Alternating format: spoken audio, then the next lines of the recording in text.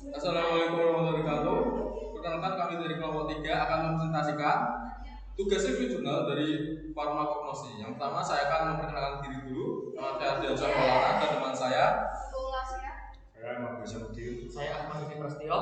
Saya Anto Ibu. Yang pertama yaitu resin. Saya mengambil dari jurnal ekstraksi resin dari buah jernang atau dragon fruit, metode underbritis pelarut untuk peningkatan kualitas mutu resin jernang sesuai SNI 1671/2010. Next. Resin, pengertian resin yaitu resin jernang merupakan getah yang diperoleh dari sebuah jernang yang tumbuh di Pulau Sumatera dan Kalimantan. Resin jernang sangat diminati oleh negara-negara seperti Cina, Hong Kong, dan Singapura karena mengandung senyawa dracorohordin yang memiliki potensi sebagai bahan obat dengan aktivitas farmakologis seperti antimikroba, antivirus, antitumor, dan aktivitas sitotoksik.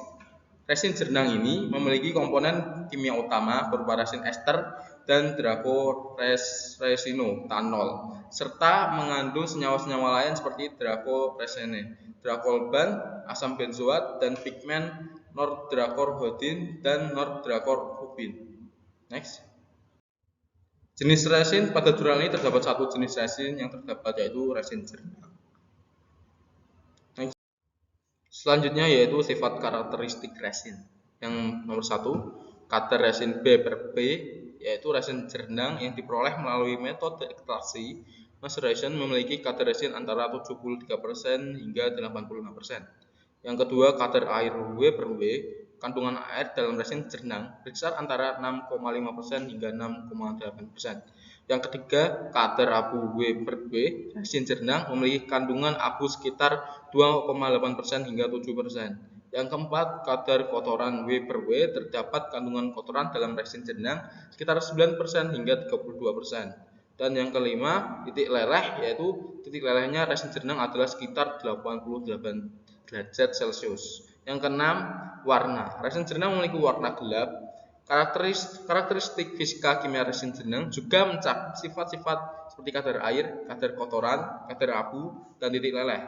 Yang penting untuk menentukan kualitas dan kegunaan resin tersebut.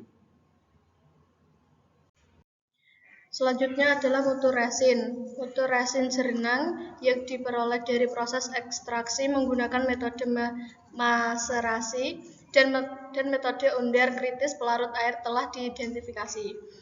Berdasarkan hasil penelitian dengan metode maserasi diperoleh kelas mutu resin jernang kelas A dengan karakteristik sebagai berikut. 1. Kadar resin B per B 73%. 2. Kadar air B per B 6,8%. Kadar abu B per B 7%. Kadar pengotor B per B 32%. Titik leleh 88 derajat Celcius. Warna merah.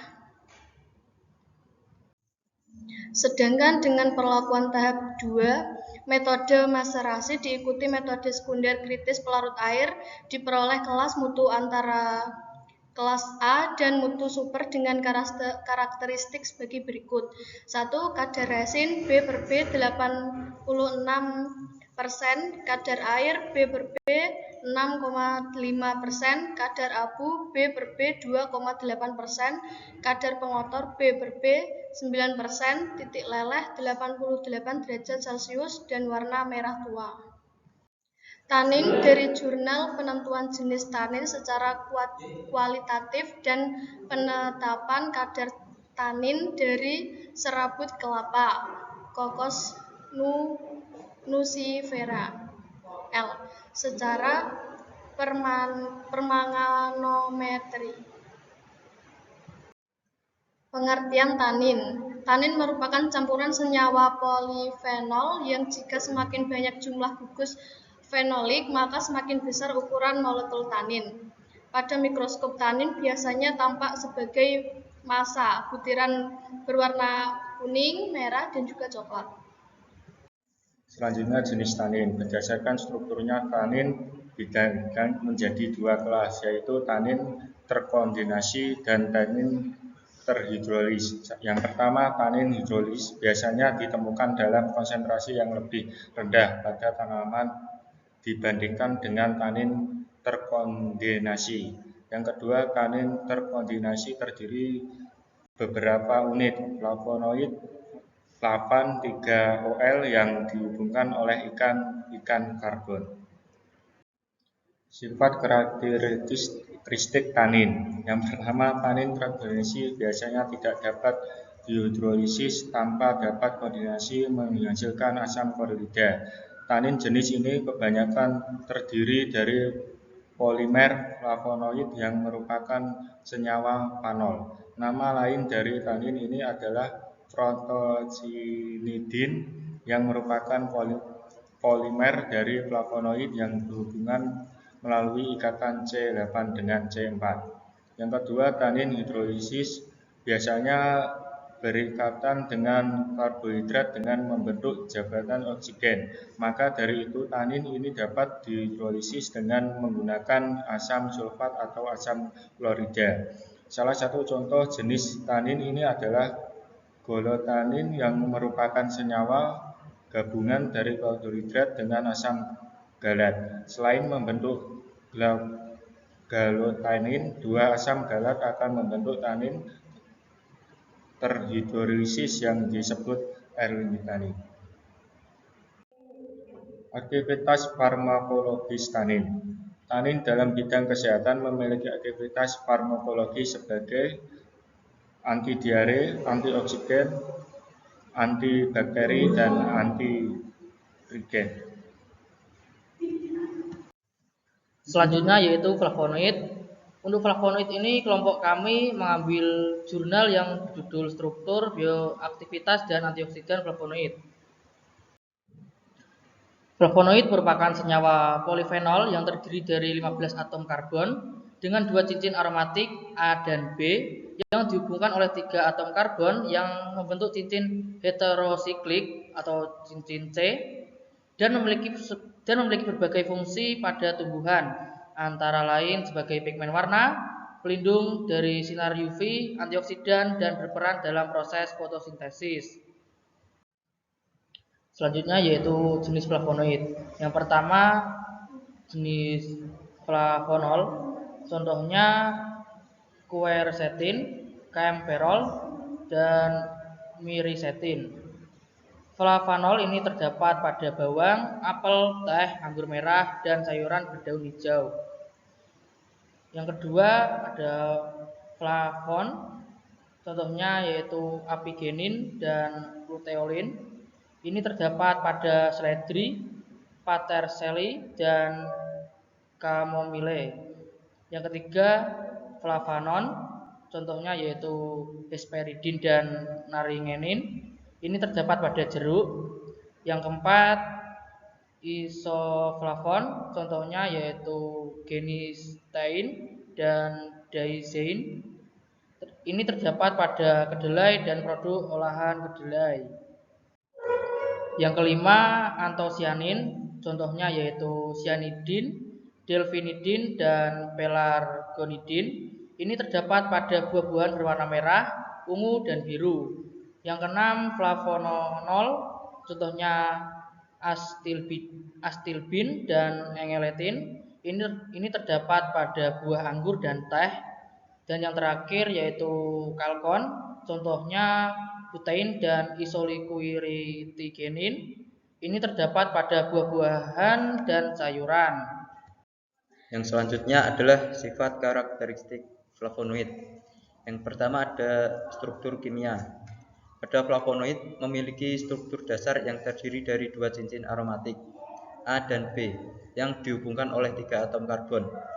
Struktur ini dapat mengalami modifikasi dan substitusi sehingga menghasilkan berbagai jenis flavonoid. Yang kedua ada sifat fisik. Pada flavonoid umumnya berbentuk kristal atau serbuk berwarna kuning, jingga, merah, ungu, atau biru. Flavonoid memiliki titik leleh yang bervariasi tergantung pada jenis dan struktur molekulnya. Pada flavonoid larut dalam pelarut polar seperti air, etanol, dan metanol. Yang ketiga ada sifat kimia. Flavonoid bersifat polar karena memiliki gugus hidroksil atau NOH dalam struktur molekulnya. Flavonoid dapat mengalami reaksi oksidasi reduksi sehingga berperan sebagai antioksidan. Dan flavonoid dapat membentuk kompleks dengan logam seperti besi dan tembaga. Yang nomor 4 ada aktivitas biologis. Flavonoid memiliki berbagai aktivitas biologis seperti antioksidan, antiinflamasi, antibakteri, antivirus, dan anti kanker. Aktivitas biologis flavonoid bergantung pada struktur dan substituen yang terikat pada cincin aromatiknya. Yang terakhir ada distribusi.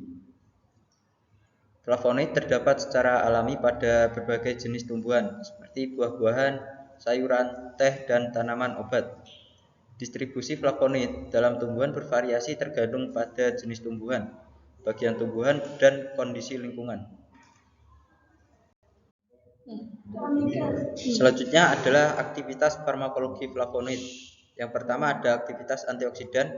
Flavonoid memiliki kemampuan untuk menangkap radikal bebas dan menghambat oksidasi, sehingga dapat melindungi sel tubuh dari kerusakan akibat stres oksidatif. Yang kedua ada aktivitas antiinflamasi. Flavonoid dapat menghambat enzim yang terlibat dalam proses peradangan seperti sikloksigenase dan lipoksigenase, sehingga mengurangi gejala-gejala inflamasi. Yang ketiga adalah aktivitas kardioprotektif. Flavonoid dapat membantu mencegah penyakit kardiovaskular dengan meningkatkan fungsi endotel, menghambat oksidasi LDL, dan menurunkan tekanan darah. Yang keempat, aktivitas anti kanker. Flavonoid dapat nomor 5, aktivitas neuroprotektif. Flavonoid dapat melindungi sel-sel saraf dari kerusakan akibat stres oksidatif dan inflamasi, serta meningkatkan fungsi kognitif. Yang keenam, aktivitas antidiabetik. Flavonoid dapat membantu mengontrol kadar gula darah dengan meningkatkan sensitivitas insulin dan menghambat enzim yang terlibat dalam metabolisme karbohidrat. Yang ketujuh, aktivitas antimikroba. Beberapa flavonoid memiliki kemampuan untuk menghambat pertumbuhan bakteri, virus, dan jamur patogen.